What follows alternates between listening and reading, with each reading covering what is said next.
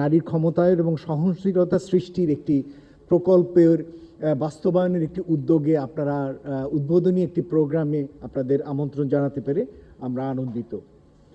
এবং আপনারা দেখতে পাচ্ছেন যে আজকের অনুষ্ঠানের যে টাইটেলটি সেটি হলো যে কিশোরী এবং তরুণীদের জন্য বিশেষ করে কারিগরি ভোকেশনাল শিক্ষা, কর্মসুযোগ এবং বাজার প্রস্তুত সম্পর্কিত কী ধরনের সংস্কার কার্যক্রম নেওয়া যেতে পারে সেই বিষয়ের উপরে মাথায় রেখেই আসলে আজকের এই ডায়ালগটি সাজানো হয়েছে।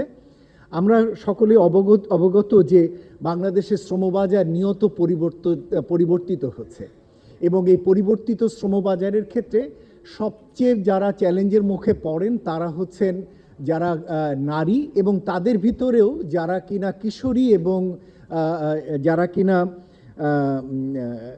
যাদেরকে আমরা বলে থাকি তরুণী এবং কিশোরী, তাদের জন্য জব মার্কেটে এন্টার করা ঢোকার ব্যাপারটা সবসময়ই একটি চ্যালেঞ্জিং বিষয়। সুতরাং এবং প্রথাগতভাবে যে ধরনের উদ্যোগ নিয়ে তাদেরকে জব মার্কেটে ঢুকতে হয় সেই ধরনের প্রথাগত উদ্যোগের কারণে অনেক সময় তরুণী এবং কিশোরীরা জব মার্কেটে ঢোকেইনি না, যাদেরকে আমরা বলে থাকি not in employment, education and training. এর একটা বিপুল সংখ্যক নারী গোষ্ঠী তারা কিন্তু বাইরেই থেকে যান, তারা কাজের সুযোগ থাকলেও তারা অ্যাপ্লাই করতে চান না। সুতরাং এই যে একটি চ্যালেঞ্জিং পরিবেশ, এই পরিবেশের ভিতরে কিভাবে একটি অন্তর্ভুক্তিমূলক বা কিভাবে একটি জেন্ডার সেন্সিটিভ লেবার মার্কেট তৈরি করা যায় বাংলাদেশে, এই উদ্যোগের অংশ হিসেবেই আসলে এই যৌথ প্রকল্পটি আসলে আমরা 4টি অর্গানাইজেশন সমন্বিতভাবে বাস্তবায়ন করছি। এবং এ ধরনের উদ্যোগের ক্ষেত্রে যেটি হয়, বিশেষায়িত জ্ঞানের দরকার হয়, নলেজের দরকার হয়। সেই বিশেষায়িত জ্ঞানের অংশটুকু কাভার করবার অংশ হিসেবে সিপিডি যেমন এখানে জড়িত, আবার এই বিশেষায়িত জ্ঞানের ভিত্তিতে প্রকল্পের কার্যক্রম সাজানো এবং সেগুলো বাস্তবায়নের জন্য অন্যান্য বিশেষায়িত প্রতিষ্ঠানগুলোর দরকার হয়। এবং সে কারণে ইউসেপের মতো প্রতিষ্ঠান অথবা যারা কিনা তরুণী বা কিশোরীদের নিয়ে কাজ করেন আর্ট সোসাইটির তারা এখানে যুক্ত হয়েছেন। এবং আমাদের একটা বড় উদ্যোগ হলো এরকম একটি প্রকল্পের মাধ্যমে যে অভিজ্ঞতা সঞ্চয় হবে একটি নির্দিষ্ট জেলায়, তার অভিজ্ঞতার ভিত্তিতে ভবিষ্যতে কিভাবে এই কার্যক্রমগুলো ছড়িয়ে দেওয়া যায় সারা দেশে। সুতরাং একটি সমন্বিত উদ্যোগের অংশ হিসেবে একটি নির্দিষ্ট জেলাকে টার্গেট করে আমরা এই কার্যক্রমটি শুরু করেছি এবং এই জেলাটি হচ্ছে কিশোরগঞ্জ। আপনারা হয়তো বলতে পারেন যে কিশোরগঞ্জ কেন, অথবা অন্যান্য জেলাকে কেন এর ভিতরে অন্তর্ভুক্ত করা হয়নি। আপনারা এটা বুঝতে পারছেন যে কিশোরগঞ্জ একটি হাওর অধ্যুষিত জেলা এবং এটিও আপনাদের কাছে পরিচিত। এ ধরনের রিমোটলি লোকেটেড জায়গাতে যে সমস্ত তরুণী বা কিশোরীরা থাকেন তাদের জন্য কিন্তু যে কোনো ধরনের লেবার মার্কেটে পার্টিসিপেট করা, জব মার্কেটে পার্টিসিপেট করা অন্য যে সমস্ত জায়গাগুলোতে বেটার কানেক্টেড যে সমস্ত জেলা তার থেকে অনেক বেশি কষ্টকর এই যে বিষয়টি। এবং সে কারণেই পিছিয়ে পড়া জেলাগুলোর ভিতরেও আমরা দেখেছি যে কিশোরগঞ্জ অন্য বিভিন্ন ধরনের তথ্যপাত্রের যেগুলো পাওয়া যাচ্ছে সেটিতেও আমরা দেখতে পাচ্ছি তারা কত পিছিয়ে রয়েছে।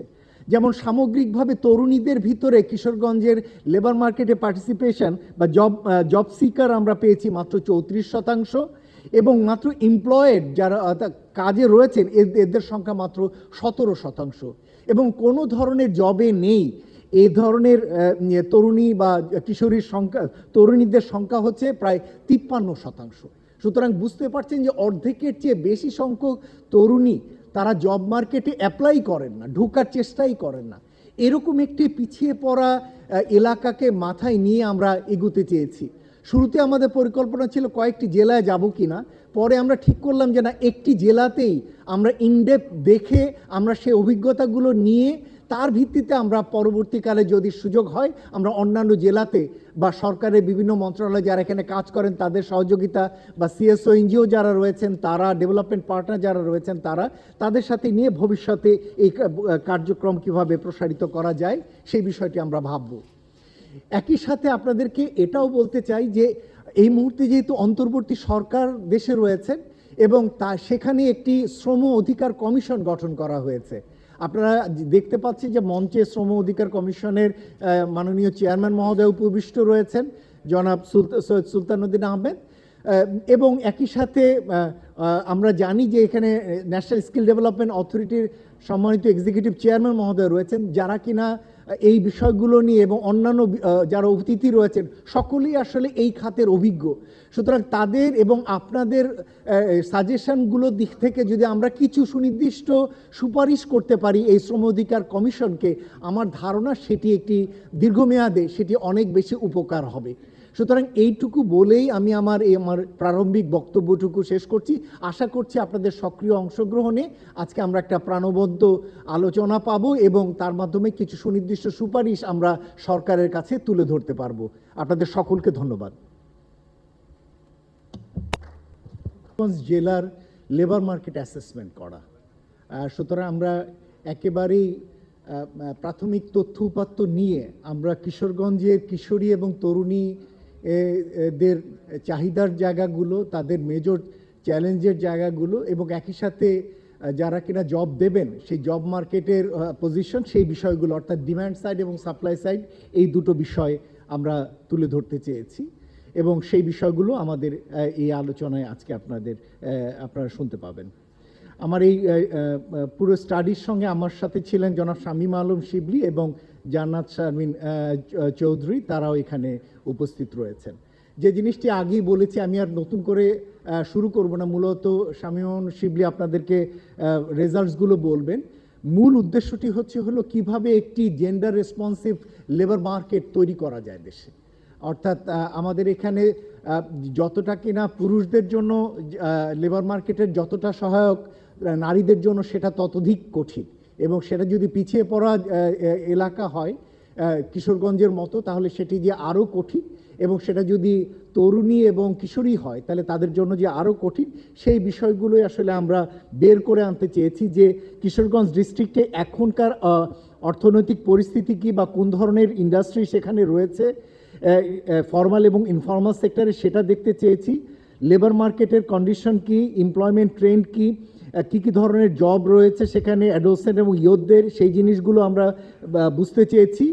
এবং একই সাথে জেন্ডার স্পেসিফিক যে ব্যারিয়ার বা বায়াস কিশোরগঞ্জের লেবার মার্কেটে, সোশ্যাল হোক ইকোনমিক হোক, সেই ধরনের জেন্ডার স্পেসিফিক ব্যারিয়ার্সগুলো আমরা আসলে আইডেন্টিফাই করবার চেষ্টা করেছি। এবং এই কাজটি করবার জন্য আমরা কিশোরগঞ্জে 12টি এফজিডি করেছি বিভিন্ন লোকেশানে, ভৈরব, বাজিতপুর, কিশোরগঞ্জ সদর, করিমগঞ্জ, হোসেনপুর এবং মিঠামইনে, যেখানে কিনা 60 জন কিশোরী এবং 60 জন তরুণী যারা যুক্ত হয়েছিলেন। একই সাথে আমরা কি ইনফরমেন্ট ইন্টারভিউ করেছি বিভিন্ন এলাকাতে, যেখানে কিনা টিচাররা ছিলেন, এমপ্লয়াররা ছিলেন, গভর্নমেন্ট অফিসিয়ালসরা ছিলেন কিশোরগঞ্জের, তাদের সাথে কথা বলেছি এবং একটি ন্যাশনালি রিপ্রেজেন্টেটিভ একটি স্যাম্পল সার্ভে করেছি আমরা এবং সেই সার্ভেতে 1728 জন রেসপন্ডেন্ট ছিলেন, যাদের মধ্যে 845 জন ছিলেন কিশোরী এবং 883 জন ছিলেন তরুণী এবং সেটি আমরা করেছি সমস্ত উপজেলা থেকে নিয়ে। কিশোরগঞ্জের যে 13টি উপজেলা, সেই 13টি উপজেলার 108টি ইউনিয়নকে আমরা কভার করার চেষ্টা করেছি এখানে এবং এটা র্যান্ডম স্ট্র্যাটিফাইড স্যাম্পলিংয়ের মাধ্যমে আমরা এই কাজটি করেছি। সুতরাং এই রকম একটি ব্যাপক ভিত্তিক ন্যাশনাল রিপ্রেজেন্টেটিভ স্যাম্পলের ভিত্তিতে করবার কারণে অন্তত কিশোরগঞ্জ জেলা সম্পর্কে আমাদের একটা সম্যক ধারণা হয়েছে এবং একই সাথে আমরা এটিও বুঝতে চেয়েছি যে এইরকম পরিস্থিতিটি জাতীয় পর্যায়ে কেমন এবং সেটির একটা চিত্র অন্তত কিশোরগঞ্জের ডিস্ট্রিক্টে পুরোপুরি না হোক একটা চিত্র ফুটে উঠবে আমাদের এই আজকের যে সার্ভে বেস যে রিসার্চ সেখান থেকে। তো আমি রিসার্চের ফাইন্ডিংসগুলো বলবার জন্য আমার কলিগ জনাব শামীম আলম শিবলিকে অনুরোধ করছি।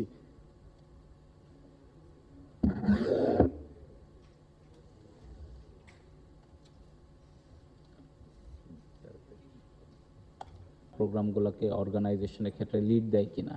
তো যেটা আমরা দেখতে পেয়েছি যে কখনো কোনো অ্যানুয়াল প্রোগ্রাম অথবা স্কুলের কোনো প্রোগ্রাম পার্টিসিপেট করেছে কিনা 38% বলেছে যে হ্যাঁ তারা স্কুলের এই প্রোগ্রামগুলোতে পার্টিসিপেট করে থাকে এবং 28% বলছে যে এই ধরনের প্রোগ্রাম অ্যারেঞ্জমেন্টের ক্ষেত্রে তারা সরাসরি ইনভলভ থাকে।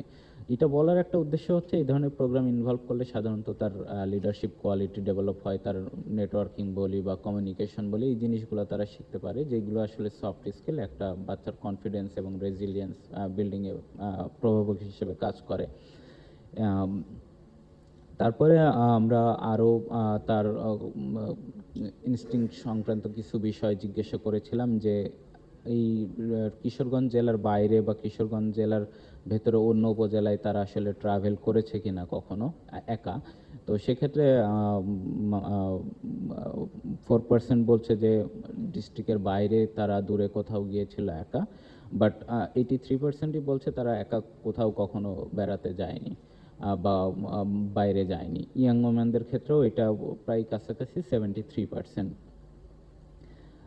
আরেকটা যেটা আগেও বললাম যে ড্রিমের ক্ষেত্রে এখানে মূলত যে বিষয়টা হয়েছিল যে যদিও তাদের ড্রিমটা জানতে চাওয়া হয়েছিল, কিন্তু অনেক ক্ষেত্রেই তারা এখন যে ধরনের বিষয়টাকে রিয়েলাইজ করছে বা অনেক ক্ষেত্রে অনেকের ড্রিমটাও চেঞ্জ হয়ে গিয়েছে তার এইজের সাথে সাথে।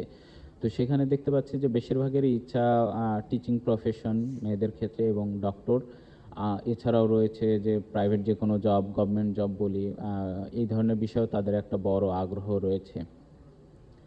ডিসিশন মেকিং অটোনমির ক্ষেত্রে আমরা জিজ্ঞাসা করেছিলাম কোন ধরনের বিষয়ে ফ্যামিলি তাদের সব ধরনের ডিসিশন নিয়ে থাকে এবং কোনগুলো তারা নিজেরা নিয়ে থাকে। যে বিষয়টা আমরা পেয়েছিলাম যে কোন 23% অ্যাডোলেসেন্ট বলছে যে যে কোনো বিষয়ে তারা তাদের সিদ্ধান্তটা নিতে পারে। আর ফ্যামিলি যখন তাদের এই ড্রিমটা বলি বা টার্গেট, তারা যেই ক্যারিয়ার পাথওয়েটা দেখছে সেই জায়গায় তার ফ্যামিলি এগ্রিমেন্টের বিষয়টা দেখা যায়, তারা বলছে যে ফ্যামিলি তাদের এই স্ট্র্যাটেজির সাথে এগ্রি করে প্রায় 90%। এখন যদি আমরা এমপ্লয়েবিলিটি স্কিলস, কিশোরগঞ্জের যে কী ধরনের এমপ্লয়মেন্টের ক্ষেত্রে স্কিলসের প্রয়োজন রয়েছে, তো সাপ্লাই অফ স্কিলসের ইস্যু থেকে যেটা দেখতে পাচ্ছি যে গভর্নমেন্ট প্রোভাইডেড যে স্কিলস ট্রেনিং রয়েছে এর মধ্যে মোস্ট ইম্পর্ট্যান্ট দুইটা অর্গানাইজেশন হচ্ছে ডিপার্টমেন্ট অফ ইউথ ডেভেলপমেন্ট এবং ministry of women and children affairs. তো এই জায়গাতে তাদের প্রায় 42টার মতো ট্রেনিং রয়েছে, যেগুলো আমরা কেআই করে জানতে পেরেছি যে 13 থেকে 16-র জন্য ministry of women and child affairs মূলত তাদের প্রোগ্রামগুলো রান করে থাকে এখন। যেটা তারা বলছে যে তাদের সারা বাংলাদেশ জুড়ে প্রায় 8,000-এর মতো ক্লাব রয়েছে, ইনস্টিটিউশন বেস, স্কুল বেস। একটু যদি সংক্ষেপ করা যায়, কারণ জিনিসটা আমাদের ফোল্ডারে দেয়া আছে। শিবলি যেটি বলার চেষ্টা করেছে সেটি হলো কিশোরী এবং তরুণীদের জন্য জব মার্কেটের বা বাস্তবতা আসলে একই রকম না, এবং একই সাথে আপনারা যদি উপজেলা কেন্দ্রিক তথ্যগুলো দেখেন দেখবেন যে এক এক উপজেলার বাস্তবতা এক এক রকম। এই যে লোকেশন স্পেসিফিক ভিন্ন ভিন্ন প্রেক্ষাপট, এই জিনিসটা অনেক সময় ন্যাশনাল লেভেলে আমরা যখন প্রোগ্রাম ডেভেলপ করি ওইটি মাথায় রাখা যায় না। অর্থাৎ এই ফলে এবং যে প্রবলেমগুলোর কথা বলা হচ্ছে দেখেছে যে মোবিলিটি কত বড় একটা ইম্পর্ট্যান্ট ফ্যাক্টর তাদের জন্য, যে খুব কম সংখ্যক নারী কিশোরগঞ্জে তারা একা তার শহরের বাইরে গিয়েছে বা নিজের এলাকার বাইরে গিয়েছে। কথাটির মানে হলো যে ওইরকম একটা নারী নিকলি থেকে এসে কিশোরগঞ্জ সদরে এসে তার পক্ষে ট্রেনিং করা সম্ভব না, সুতরাং তাকে তার এলাকাতেই ট্রেনিংয়ের ব্যবস্থা করতে হবে। সুতরাং এই যে নুয়ান্সগুলো, সেটির জন্য আমার মনে হয় যে প্রোগ্রাম ডিজাইনিং বা ডেভেলপমেন্ট করবার সময় বিষয়গুলো মাথায় রাখা দরকার। এবং এই সমস্ত ক্ষেত্রে আমরা মনে করি যে স্থানীয় সরকার প্রতিষ্ঠানগুলোকে আরও বেশি ব্যবহার করা দরকার। জাতীয় পর্যায়ে মিনিস্ট্রি করছে ঠিকই, কিন্তু লোকাল লেভেলে যে উপজেলা পরিষদ রয়েছে বা জেলা পরিষদ রয়েছে বা অন্যান্য যে ইউনিয়ন লেভেলে যে সমস্ত প্রতিষ্ঠানগুলো রয়েছে তাদেরকে কিভাবে এখানে এনগেজ করা যায় সেই বিষয়টি আপনাদের নজরে রাখবার জন্য অনুরোধ করছি। আমাদের এখানে মোটামুটি আমরা 10টি বিষয়কে অনুরোধ করছি সাজেশন আকারে। যেমন প্রথমত বলছি যে অ্যাডোলসেন্ট যারা, তরুণী যারা, তাদের জন্য কী ধরনের ট্রেনিং এবং এমপ্লয়মেন্ট অপরচুনিটি দরকার। যেমন অষ্টগ্রাম, মিঠামইন বা ইপনার জন্য আমাদের কাছে মনে হয়েছে যে নন ট্র্যাডিশনাল এরিয়াতে তাদের ট্রেনিংগুলো বেশি দরকার, যদিও এটা সকল এলাকার জন্যই। যেমন ডিজিটাল লিটারেসি এবং স্টেম এডুকেশন, এই জিনিসগুলোকে কিভাবে বৃদ্ধি করা যায় এটা প্রয়োজন। ঠিক একই সাথে যে সমস্ত জায়গাগুলোতে মূলত বড় রকমের কর্মবহুল বা ইন্ডাস্ট্রি রয়েছে, যেমন ভৈরব, কিশোরগঞ্জ সদর, সেখানে সরাসরি ইমার্জিং সেক্টরগুলোর জন্য ট্রেনিং ব্যবস্থা করা যেতে পারে, যেমন health care, freelancing, computer training, যেগুলোর সাথে সাথে তারা নিয়ে স্থানীয়ভাবেই তারা জব পেতে পারে এবং সেখানে তারা জড়িত হতে পারে। আমরা যদি ইয়াং ওমেনদের কথা ভাবি তাহলে করিমগঞ্জ, তারাইল বা পাকুন্দিয়াকে যেখানে কিনা টেকনিক্যাল স্কিলগুলো যেমন সিভিংয়ের মতো বা বিজনেস অপারেশনের মতো বা কম্পিউটার অ্যাপ্লিকেশনের মতো বিষয়গুলো রয়েছে, সেই জায়গাগুলো বা কাস্টমার সার্ভিসের মতো বিষয়গুলো রয়েছে, সেই দিকে নজর দেওয়া যেতে পারে। আবার যেগুলো কিনা কৃষি প্রধান এলাকা যেমন ইটনা, হোসেনপুর, এই সমস্ত জায়গাগুলোতে এগ্রিকালচার ট্রেনিং বিশেষ দরকার, বা এগ্রি বিজনেসের ট্রেনিং দরকার, বা ইকো ফার্মিংয়ের ট্রেনিং দরকার, বা লাইভ স্টকের ট্রেনিং দরকার। সুতরাং ওইভাবে ট্রেনিং ডিজাইন করা দরকার এলাকা ভিত্তিক চাহিদার নিরিখে। এবং ভ্যালু চেইন ডেভেলপমেন্টের জন্য আমাদের কাছে মনে হয়েছে যে লোকাল প্রোডাক্টগুলোকে কিভাবে লোকালি সেল করা যায় সেই রকম ব্যবস্থা করবার জন্য ই কমার্সের বা অনলাইন মার্কেটিং স্কিলগুলো কিভাবে তাদেরকে শিখিয়ে দেওয়া যায় সেটি অনেক বেশি গুরুত্বপূর্ণ। যে কথাটি এসছে যে কিশোরগঞ্জে অনেক বেশি ইন্ডাস্ট্রি নেই, কিন্তু যে কয়েকটি ইন্ডাস্ট্রি রয়েছে যেমন কয়ের ইন্ডাস্ট্রি বা শু ফ্যাক্টরি বা ফুড প্রসেসিং, এই সমস্ত জায়গাগুলোতে কিভাবে ইয়ুথ এন্টারপ্রিনারশিপ বা ইয়ুথ অ্যাপ্রেন্টিসশিপের ব্যবস্থা করা যায়, অর্থাৎ ইন্ডাস্ট্রির সাথে কিভাবে লিঙ্কেজ তৈরি করে দিয়ে কিভাবে পেইড অ্যাপ্রেন্টিসশিপের ব্যবস্থা করা যায়, সেটি অনেক বেশি গুরুত্বপূর্ণ। ডিজিটাল লিটারেসি বা কমিউনিকেশনের ক্ষেত্রে আমরা যেটি বললাম যে টিম ওয়ার্ক, প্রবলেম সলভিং বা কমিউনিকেশনের বিষয় বা ডিজিটাল লিটারেসি অন এন্টারপ্রিনারশিপ, এই বিষয়গুলো আমাদের মনে হয়েছে যে এই জিনিসগুলো শেখানো প্রয়োজন। কনফিডেন্স বিল্ডিং বা ক্যারিয়ার অ্যাওয়ারনেসের জন্য আমরা মনে করি যে এ ধরনের জিনিসগুলোর জন্য কিভাবে ক্যারিয়ার কাউন্সেলিং করা যায়, অথবা রোল মডেল, অনেক সময় ইয়াংরা বলেছে তারা অনেককে রোল মডেল হিসেবে দেখেন, জাতীয় পর্যায়ে, স্থানীয় পর্যায়ে, এরকম অনেক রোল মডেল তাদের রয়েছে, তাদেরকে কিভাবে নিয়ে যাওয়া যায় স্থানীয় পর্যায়ে, তাদের মাধ্যমে কিভাবে ইন্সপায়ার করা যায়, সেই বিষয়টিও কিন্তু এখানে গুরুত্বপূর্ণ একটি সংযোগ তৈরি করতে পারে বলে আমরা মনে করি। তাদের জন্য ক্যারিয়ার গাইডেন্স দরকার, যেমন ক্যারিয়ার কাউন্সেলিং বা জব প্লেসমেন্ট সার্ভিসগুলো কিভাবে তাদেরকে নিশ্চিত করা যায়। এক্ষেত্রে কিশোরগঞ্জ সদরে যদি একটি ক্যারিয়ার সেন্টার করা যায়, যেখান থেকে অনলাইন ভিত্তিক যে কেউ তাদের ক্যারিয়ার রিলেটেড জিনিসগুলোর সাপোর্ট পেতে পারে, কিভাবে রেজিউমে রাইট লিখতে হয়, কিভাবে ইন্টারভিউ স্কিলগুলো ডেভেলপ করা যায়, বা অ্যাপ্লিকেশন সাপোর্ট কিভাবে পাওয়া যায়, জব অ্যাপ্লিকেশন সাপোর্ট, এই জিনিসগুলো কিন্তু তারা সেখানে জিনিসগুলো তারা ভাবতে পারে। পরিশেষে পলিসি মেকার বা স্টেক হোল্ডার এনগেজমেন্টটা বাড়ানোর জন্য যেটা জাতীয় পর্যায়ে এবং স্থানীয় পর্যায়ে যেটা দরকার, আমাদের কাছে মনে হয়েছে যে স্থানীয় সরকার রিলেটেড যে প্রতিষ্ঠানগুলো, তাদের আরও বেশি কিভাবে এনগেজ করা যায় জাতীয় পর্যায়ের প্রতিষ্ঠানগুলোর সাথে, ট্রেনিং বা মার্কেট নিডকে ধারণ করে, এবং একই সাথে উপজেলায় স্পেসিফিক কোনো ইনসেন্টিভ স্ট্রাকচার দাঁড় করানো যায় কিনা। আমাদের মোটা দাগে খুব বড় আকারে জাতীয় পর্যায়ে কিছু ইনসেন্টিভ স্ট্রাকচার আছে, কিন্তু আমরা যেটি শুনতে পেয়েছি যে ট্যাক্সের কারণে, বিভিন্ন ইনসেন্টিভের না থাকার কারণে তারা কিন্তু অনেক সময় নারীরা উৎসাহিত হন না।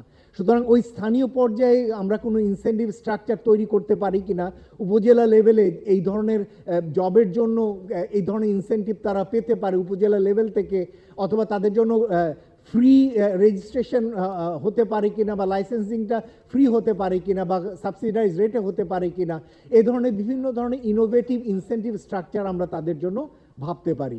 তো আমরা এই বিষয়গুলোই আমরা এখানে রিকমেন্ডেশন আকারে রেখেছি।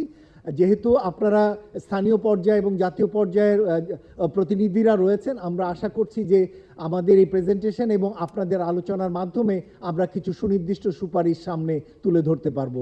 ধৈর্য ধরে আমাদের বক্তব্য শোনার জন্য আপনাদেরকে ধন্যবাদ জানাচ্ছি।